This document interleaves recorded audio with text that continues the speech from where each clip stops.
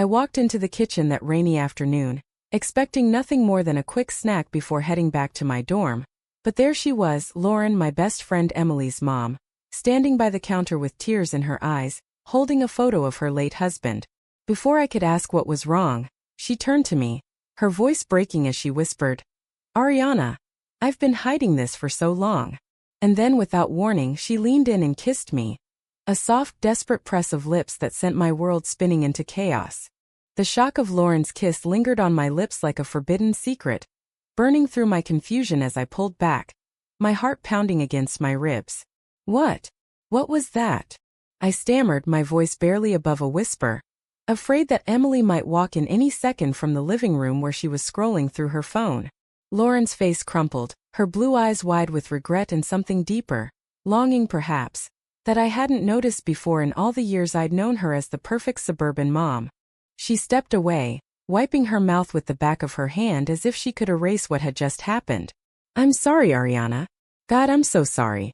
I don't know what came over me." But her words felt hollow, laced with the truth she was trying to bury. I stood there frozen, replaying the moment in my mind. The warmth of her breath, the subtle scent of her vanilla perfume, the way her hand had brushed my cheek so tenderly.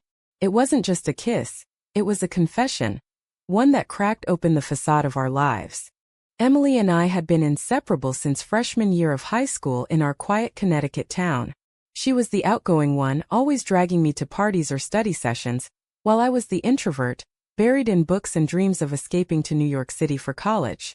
Lauren had always been there in the background, baking cookies for our sleepovers, offering advice on college applications, treating me like the daughter she never had beyond Emily. But now everything shifted. Was this why she'd lingered in conversations with me lately? Why her hugs felt a beat too long? Inside, my thoughts raced like a storm. This can't be real. She's married, widowed, but still. And she's Emily's mom. What kind of person am I to even feel something? The guilt hit me first, sharp and unrelenting. I'd always known I was different, that boys never sparked the same interest in me as the quiet crushes I'd harbored on girls in class. But admitting it, especially here, felt like betraying everything: my family, my faith, my friendship. Lauren composed herself quickly, straightening her navy blouse as if nothing had occurred. "Please forget this happened. It's the stress, anniversary of Tom's death coming up." I wasn't thinking. Her lie hung in the air, thick and unconvincing. I nodded numbly, grabbing my backpack and muttering a goodbye to Emily on my way out. But as I drove home through the downpour, the kiss replayed endlessly. Why did it feel right? Why didn't I push her away sooner? That night, alone in my room, I stared at the ceiling, the weight of secrecy pressing down. My parents were traditional. Dad a pastor at the local church, Mom the epitome of the devoted wife. They'd raised me on Bible verses and community values, where love was strictly between a man and a woman. Coming out wasn't an option. It was a sin, a disappointment that could shatter our family. If they knew about this, they'd see me as broken. And Lauren?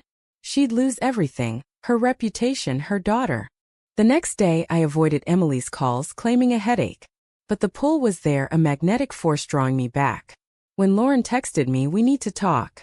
Please come over when Emily's at soccer practice." I went, telling myself it was to clear the air. She met me at the door, her face etched with worry lines I'd never noticed before. "Ariana," I crossed a line. "I'm 42, for God's sake. You're my daughter's best friend."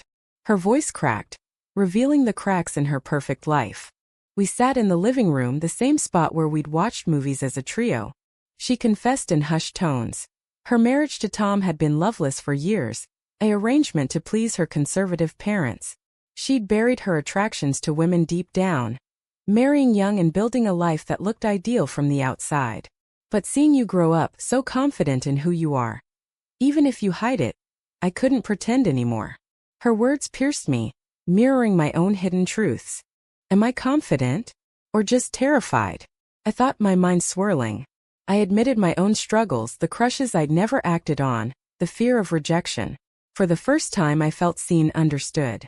But the danger loomed: Emily, our families, the judgmental eyes of our small town. "We can't do this," I said, but my heart betrayed me, aching for more. As days turned to weeks, stolen glances became secret meetings. A coffee shop on the outskirts of town.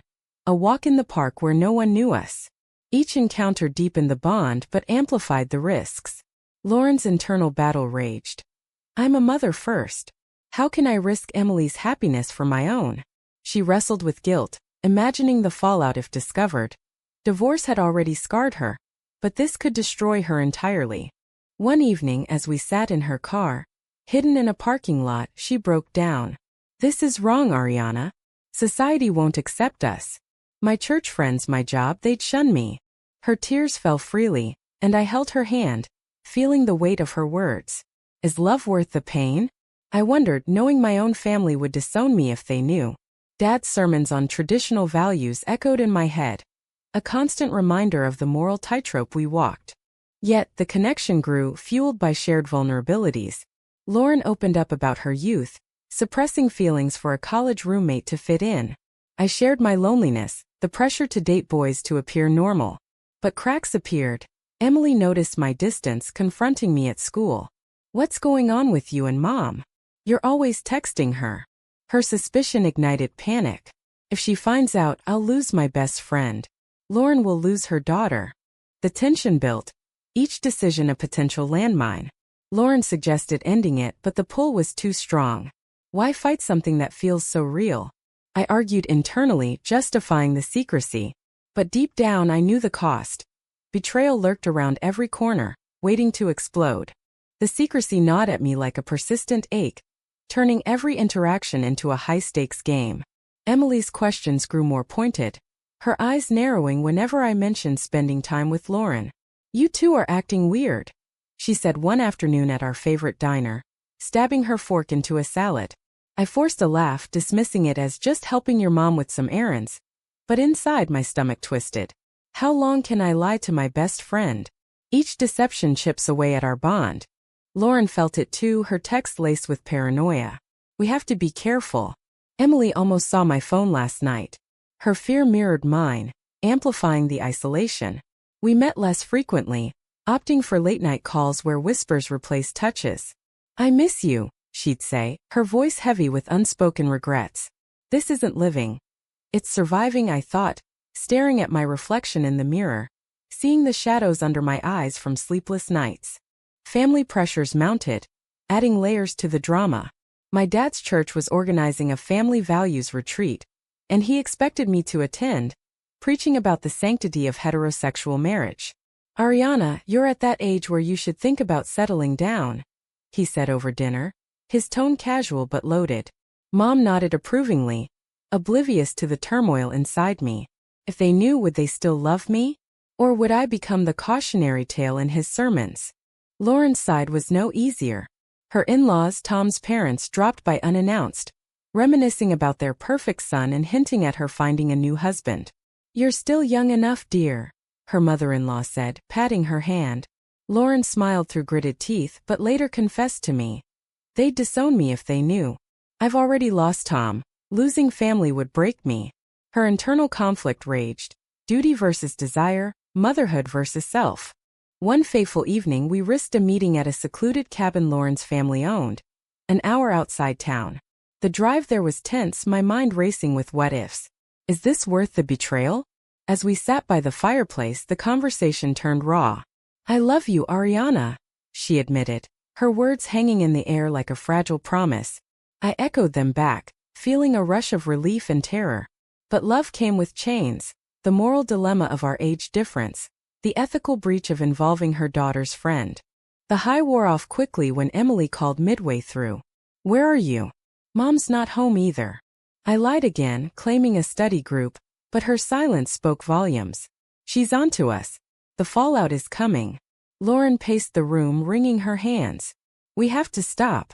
For Emily's sake. But her eyes betrayed her, pleading for reassurance. Back home the guilt intensified. I avoided church, feigning illness, but Dad confronted me. What's troubling you, sweetheart? You can tell me anything. His kindness stung. Knowing the truth would shatter him. Am I selfish for pursuing this? Or brave for embracing who I am? The societal whispers echoed. Lesbian relationships in our conservative circle were scandals, whispered about in hushed tones, families torn apart. Lauren faced her own reckoning at work. A colleague, sensing her distraction, pried, "Everything okay at home?" She brushed it off, but the strain showed. Her job as a school counselor demanded poise, yet inside she crumbled. How can I advise kids on authenticity when I'm living a lie? The hypocrisy ate at her, fueling nights of doubt. The turning point came during a family dinner at Emily's house. Lauren and I exchanged furtive glances, the tension electric. Emily exploded. "Okay, what's going on? You two are hiding something." Her accusation hung heavy, forcing a choice. Lauren denied it vehemently, her face paling. "Nothing, honey. Ariana's just been a good friend." But Emily stormed out, slamming the door. In the aftermath, Lauren broke. "This is destroying us all. I can't do this anymore." Tears streamed down her face as she pushed me away. Is ending it the right choice? Or just another form of cowardice? I left feeling hollow, the weight of our decisions crushing me. Days blurred into a haze of avoidance. I threw myself into college applications, dreaming of escape, but the pain lingered. Lauren's text stopped, leaving a void. Did I lose her for good? And what about Emily? The betrayal festered, a wound that refused to heal. Then an unexpected confrontation. Emily showed up at my door, eyes red from crying. "I found Mom's journal. It's about you." The revelation hit like a thunderbolt, exposing everything. She screamed, "How could you? You're supposed to be my friend." Her words cut deep, the price of our secrecy laid bare. Lauren arrived soon after, called by Emily's frantic messages. The three of us stood in my living room, the air thick with accusations. "I never meant to hurt you," Lauren sobbed, reaching for her daughter. Emily recoiled. "You chose her over me?" The pain in her voice echoed our own torments. In that moment, choices crystallized. Do I fight for love or sacrifice it for family? Lauren chose retreat, apologizing profusely, vowing to seek therapy. But as she left, her glance back at me spoke of unresolved longing. The damage was done. Friendships fractured, trust shattered. I sat alone, pondering the moral maze. Was our love a mistake? Or a necessary awakening? The fallout from Emily's discovery rippled through our lives like aftershocks, each one more destabilizing than the last. She cut me off completely, blocking my number and unfriending me on social media. "You're dead to me." Her last message read, a dagger to my heart. How do I fix this? Or is it beyond repair? The loss of my best friend amplified the isolation, leaving me adrift in a sea of self-doubt. Lauren retreated into her shell, focusing on mending her relationship with Emily. She attended family counseling sessions, where therapists probed the underlying issues without knowing the full truth. "I'm trying to be the mother she needs," she told me in a rare whispered phone call. But her voice carried the strain of suppression. Am I fooling anyone? This pretense is killing me inside. Society's judgment loomed large in our small town. Whispers started. Emily confided in a few friends and rumors spread like wildfire. "Did you hear about Mrs. Hayes? Something scandalous with a younger woman." Lauren overheard it at the grocery store, her cheeks burning with shame. Why must love be a spectacle? Why can't it just be? She questioned, wrestling with the ingrained prejudices of her upbringing. My family sensed the shift. Mom noticed my withdrawn demeanor. "Honey, talk to me. Is it boy trouble?" Her assumption stung, highlighting the chasm between us. I couldn't confess, the risk was too great. Dad's sermons grew more fervent, railing against modern perversions that threatened family unity. If he knew, would he pray for my soul or cast me out? The moral conflict tore at me. Faith versus identity, duty versus desire. Lauren faced betrayal from unexpected quarters. Her sister, upon hearing vague details from Emily, called in outrage. "What are you thinking? Tom's barely cold in the grave and you're with a girl." The condemnation echoed her own doubts. Am I dishonoring his memory? Or finally honoring myself? She pondered, staring at old photos, the weight of widowhood compounding her guilt. In a moment of weakness, I reached out to Emily via a mutual friend, pleading for understanding. It wasn't planned. It just happened. But her response was cold. "You betrayed me. Both of you." The accusation lingered, forcing me to confront the ethical breach. Was pursuing Lauren selfish? Did I ignore the consequences for my own happiness? As weeks passed, Lauren and I stole a clandestine meeting in a neutral city park, far from prying eyes. "This has to end," she said, her eyes averted. But the chemistry sparked a reminder of what we shared. Or does it? I challenged, my voice trembling. We debated the merits. Love's purity versus societal norms, personal fulfillment versus familial obligation. The discussion turned heated. "Think about Emily," Lauren argued. "She's hurting because of us. But aren't we hurting too? Suppressing who we are." I countered internally, the logic twisting like a knot. We parted unresolved, the tension simmering. Back home, pressure built. My college acceptance to NYU arrived, offering escape, but Dad insisted on a local school. "Family stays close." His words felt like chains.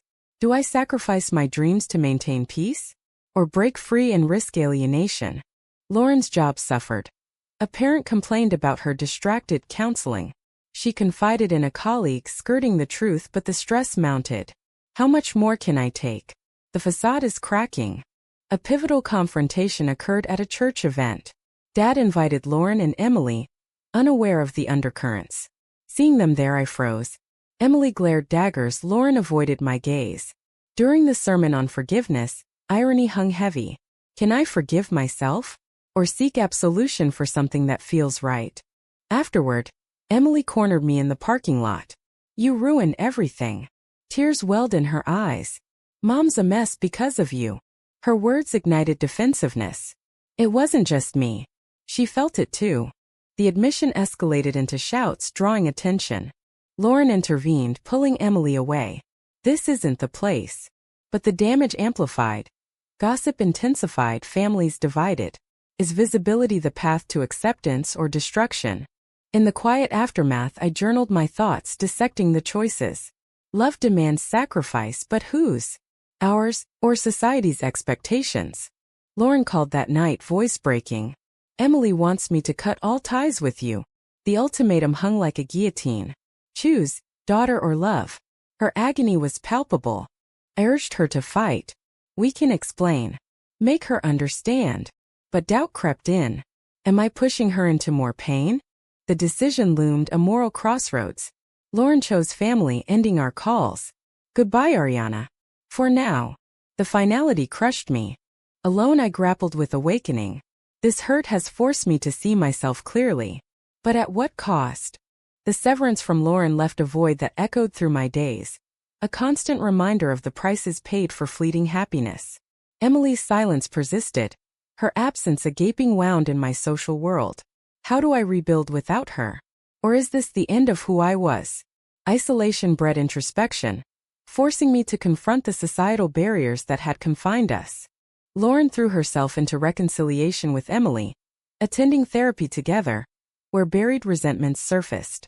I felt replaced, Emily admitted in sessions, her voice raw. Lauren listened, guilt gnawing. Did I neglect her in my pursuit of self? The sessions unearthed deeper issues, her widowhood's loneliness, the pressure to remarry heteronormatively. Town gossip evolved into outright shunning. Lauren's church friends distanced themselves, invitations drying up. "We pray for you," one said condescendingly. "Pray for what? My happiness? Or conformity?" She questioned, the judgment fueling defiance mixed with despair. My own awakening intensified. I sought online communities, reading stories of queer women navigating similar mazes. I'm not alone. But why must the path be so thorny? The moral debates raged internally. Right versus wrong blurred by love's lens. Dad noticed my restlessness. "You're changing, Ariana. Is college corrupting you?" His suspicion heightened tensions at home. Mom tried mediating, but ignorance blinded them. Coming out could bridge us or burn the bridge. Lauren faced a professional crossroads. A promotion opportunity arose, but rumors threatened it. "Prove your stability," her boss implied. Stability means hiding? The hypocrisy burned. In a bold move, I attended a local LGBTQ support group, anonymity my shield. Sharing fragments of my story brought catharsis. "Love shouldn't cost everything," a member said, echoing my thoughts. But it does in this world. Emily's perspective shifted slowly. In therapy, she explored her anger. "I miss my friend, but the betrayal stings." Lauren encouraged openness. Can forgiveness heal us? Or is trust irreparable? A chance encounter at a coffee shop reignited sparks. Lauren was there alone, our eyes met. "How are you?" she asked, voice tentative. We talked cautiously, the pull undeniable. "Emily's softening," she shared. Hope flickered. But reality intruded. Emily texted Lauren mid-conversation. "Where are you?" Panic ensued. "We can't," Lauren whispered, fleeing. The incident reignited conflict. Emily confronted her mom. "You saw her." Accusations flew. "I'm trying to move on," Lauren defended. "But am I?" The heart doesn't forget. I decided on confrontation. I wrote Emily a letter pouring out my soul. "I never meant to hurt you. This is who I am." Delivered anonymously, it planted seeds. Lauren wrestled with disclosure. Tell Emily the full truth? Risk more pain? High drama peaked at a family gathering. Emily invited me unexpectedly, a test. "We need to talk." Tension soared in the living room. "Why, Mom?" she demanded. I explained. "It wasn't planned. We connected deeply." Lauren interjected. "It's my fault. I pursued it." Emily's tears flowed. "I feel left out." The vulnerability bridged gaps. But societal pressures persisted. Dad overheard rumors confronting me. "Is it true? About you and Mrs. Hayes?" Denial faltered. "Yes, Dad. I'm gay." His face fell. "This is against God's will." The argument escalated, words like weapons. "Am I damned? Or liberated?" Mom mediated. "We love you but need time." The conditional love stung. Lauren supported from afar, texting encouragement. "Be true to yourself." Emily's acceptance grew. "I hate what happened, but I get it now." Tentative reconciliation began. Yet choices remained. Lauren debated coming out fully. For us? Or for me? In a climactic meeting, we three convened. "Can we move forward?" Emily asked. Lauren confessed. "I love Ariana." Emily nodded. "Then fight for it." But external forces loomed. Community backlash. Family disapproval. Dad disinvited me from events. "Until you repent." The pain of rejection fueled resolve. Sacrifice family for love? Or conform?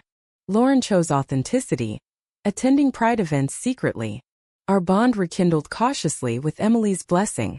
But scars remained. Is this victory? Or just survival? With Emily's tentative approval, Lauren and I navigated a fragile new normal.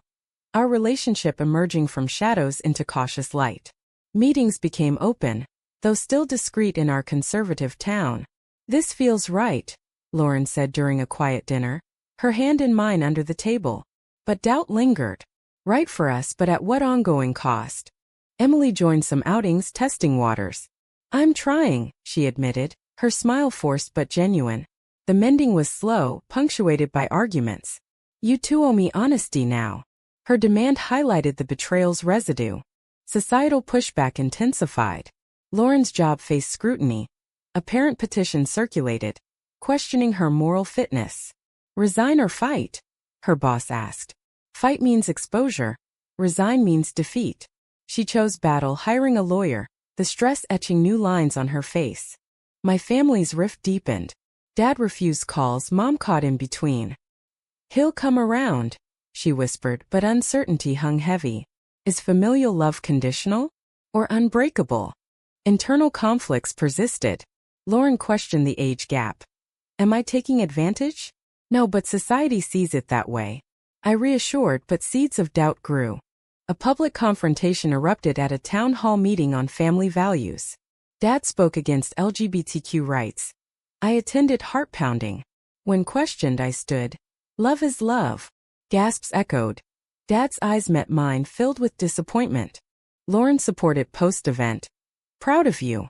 But the backlash, harassing calls, social ostracism tested us. Emily defended us at school, facing bullying. "My mom's happy, that's what matters." Her courage inspired. Yet moral dilemmas arose. Lauren's in-laws cut ties. Unnatural. The loss devastated her. Was coming out worth this grief? I deferred NYU, staying local to support. Sacrificed dreams for love? High tension culminated in a family intervention.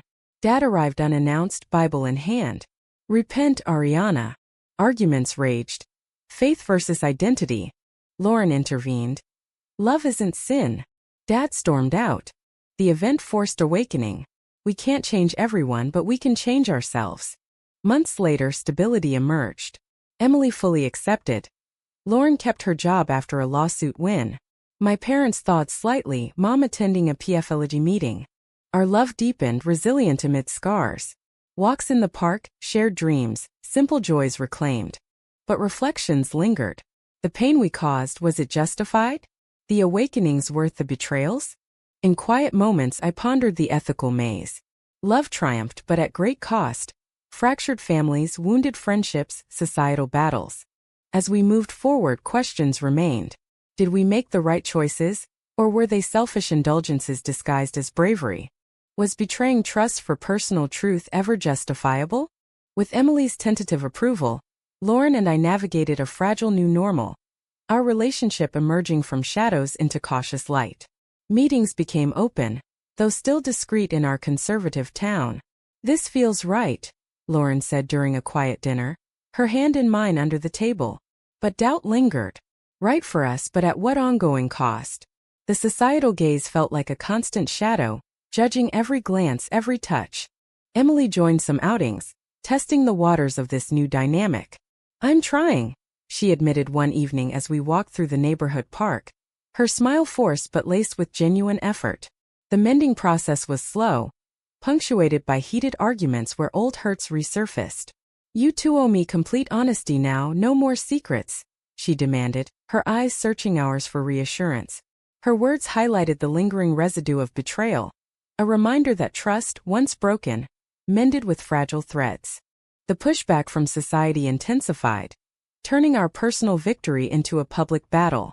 At Lauren's job as a school counselor, scrutiny mounted. A concerned parent started a petition, questioning her moral fitness to guide impressionable youth. Whispers in the staff room grew louder, and her boss called her in for a tense meeting. You need to prove your stability, Lauren, or this could cost you everything. Fight for my career, which means full exposure, or resign and admit defeat. The decision weighed heavily, etching new lines of worry on her face as she consulted lawyers late into the night. On my end, the rift with my family deepened into a chasm that seemed insurmountable. Dad refused my calls, his silence a louder condemnation than any sermon. Mom was caught in the crossfire, torn between loyalty to her husband and love for her daughter. He'll come around eventually, she whispered during a clandestine lunch, her eyes pleading for patience. But the uncertainty hung heavy, a constant ache. Is familial love truly unconditional, or does it break under the weight of difference? Lauren's internal conflicts didn't fade with time. They evolved. She often questioned the ethics of our age difference in quiet moments. Am I taking advantage of your youth, Ariana? Society sees me as the predator here. No, our connection is equal, but the world twists it into something ugly. I reassured her repeatedly, but the seeds of doubt took root, fed by external judgments. A major public confrontation erupted at a local town hall meeting, focused on preserving family values. Dad was a keynote speaker, railing against what he called the erosion of traditional norms. I attended, my heart pounding like a drum, unable to stay away. When the floor opened for questions, I stood, my voice steady despite the tremor inside. Love is love regardless of gender. Denying that hurts families more than accepting it. Gasps rippled through the crowd. Dad's eyes locked on mine, filled with a mix of shock and profound disappointment that cut deeper than words. Lauren met me afterward, her support unwavering. I'm so proud of you for speaking up. But the backlash was swift and vicious, harassing phone calls, anonymous letters, social media vitriol that painted us as deviants. The stress tested our bond, forcing us to lean on each other more than ever. Emily, too, faced her share of trials. At school, bullies targeted her for her weird family. She defended us fiercely in the hallways. My mom's finally happy. That's all that matters to me. Her courage inspired us, but it came at a price. Lost friends, emotional exhaustion. Yet more moral dilemmas arose. Lauren's in-laws, upon learning the full truth, cut all ties. This is unnatural and disrespectful to Tom's memory, they declared in a scathing letter. The loss devastated Lauren, reopening wounds from her widowhood. Was coming out worth this fresh grief? Or is authenticity the only path to true peace? In response, I made a painful choice. Deferring my acceptance to NYU to stay local and support everyone through the turmoil. Am I sacrificing my dreams for love? Or investing in a future worth having? The high tension culminated in an unexpected family intervention. Dad showed up at our door unannounced, Bible clutched tightly. "Ariana, you need to repent and come home." The argument that followed was explosive. Words hurled like weapons across the living room. Faith clashed with identity, tradition against progress. Lauren stepped in bravely. "Love isn't a sin, Pastor. It's a gift." Dad stormed out, but not before planting seeds of doubt in all of us. That event forced a collective awakening. We can't change everyone's minds, but we can change how we respond, with resilience and unapologetic truth. Months later, a semblance of stability emerged. Emily fully embraced our family unit, her acceptance a hard-won victory. Lauren kept her job after a successful lawsuit against discrimination, setting a precedent in our town. My parents thawed gradually. Mom even attended a PFLG meeting, her first step toward understanding. Our love deepened amid the scars, resilient and profound. Simple joys, walks in the park, shared dreams of a future together, were reclaimed with gratitude. But in reflective moments, the costs haunted me. The pain we inflicted, the betrayals endured, was it all justified? The awakenings we achieved, were they worth the shattered trusts and fractured bonds? As we moved forward, the questions persisted, inviting deeper contemplation. Did we make the right choices in pursuing our truth? Or were they selfish indulgences cloaked in the guise of bravery? Was betraying the trust of loved ones for personal authenticity ever truly justifiable?